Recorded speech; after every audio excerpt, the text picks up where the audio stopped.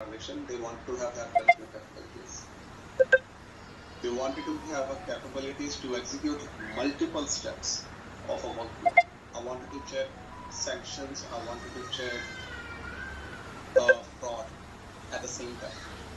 So they wanted to say, for this transaction, execute these steps. So technically, what they're asking for, they must be a visibility for a workflow, and they should be able to choose appropriate steps, which is going to be triggered in the backend out of that workflow which is already completed.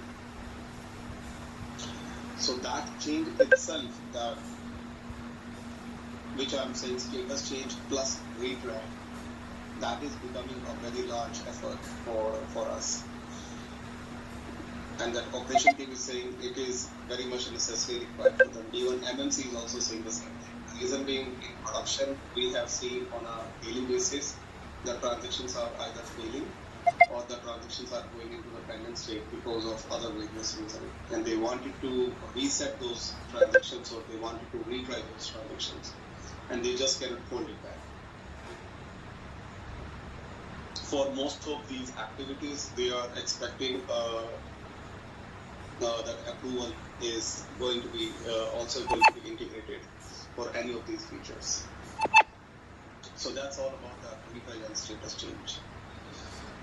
Other than these, that entire laundry list about that retry and status change, they are also expecting to implement response to inbound RFI and outbound RFI as well. I think that has already been called out in our recent Scrum calls as well.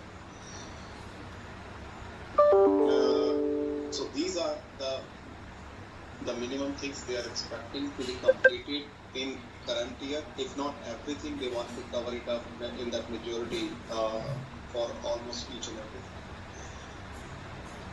Other than that, Cassandra is becoming a one of the main area for all of us. The team is already working behind the scene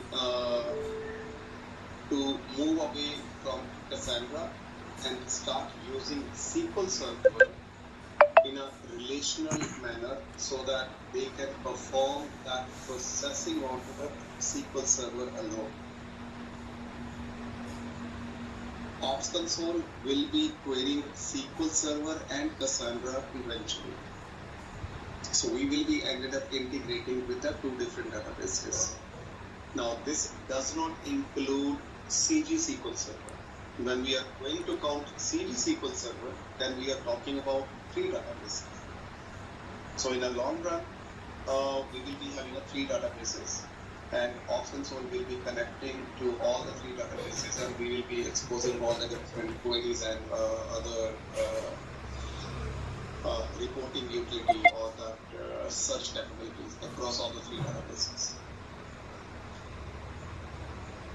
Now, since we are talking about the 3 databases where the purpose of each and every database is going to be different, expect we will be ended up having a different kind of widgets and a different operations across all the 3 databases as well. So that's all about that Ops Console, which was happening in the last 2-3 weeks. Any question on this one?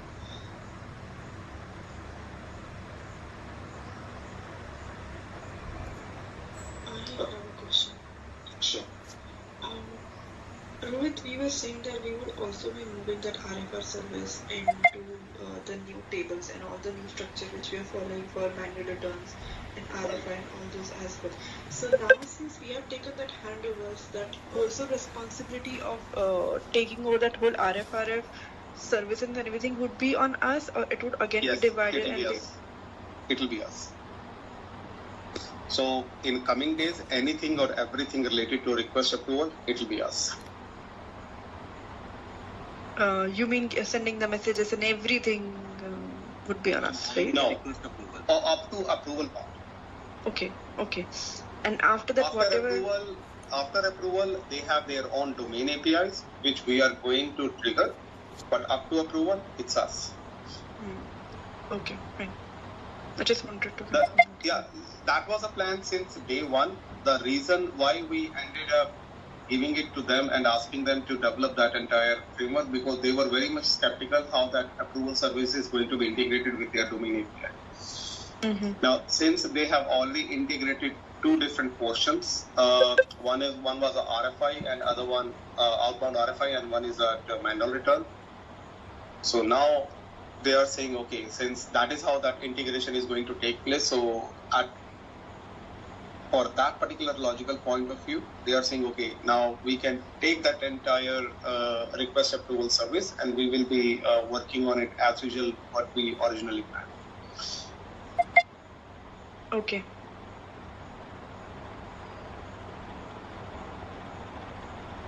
Okay. One more thing, Jared was most of the time was occupied into that deployment activity, or he was behind the scene. He was working more towards infrastructure or talking to that MMC team when he's working into that big utility. Slowly and gradually, we are asking Jared to start helping us out to do that with designing and some of that construction work as well. So Puneet, you may have to offload some of that user storage to Jared as well, so that he can be involved more into, slowly and gradually he has to involve more into the coding part as well. Sure. And we had a discussion, Sarthak, me and Jared had a discussion yesterday. So that's where he's going to start working into the design for that request approval service API. To start with, he will be designing and capturing all the details, how we are going to perform that user auditing in that request approval service API.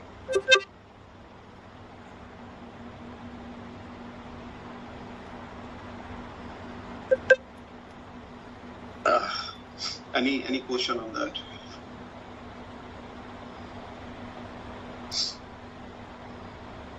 Okay. Other thing, we were talking to the FedNow and credit gateway, the teams, operation teams, and other stakeholders as well. Yeah, so far, Ops Console is doing fantastic in production. So they are very much happy the way the things are already running, and they did some of the sample transactions for a FedNow as well, and those came out very well, and they don't see any problem. And wherever they see the opportunity to make any further enhancement, they are already talking to the product owners to make those changes or adding those additional features. But those features or those additional enhancements are still not visible to me. But I came to know that that production users and especially that operation team is very much delighted with all that development, what we have done so far on the FedNow and CG. So congrats to all of you, and then thanks to all of you for all of your days and night you have spent on this, making the FedNow and the credit gateway success in the Ops Console. This was not a small thing. If you are not familiar, last week there were news being called out when the FedNow went live, and then US Bank was one of the first 40 financial institutions which are going live with the FedNow and the credit gateway. And being one of the biggest bank in US, the visibility about its network and the transaction processing is being called out very well.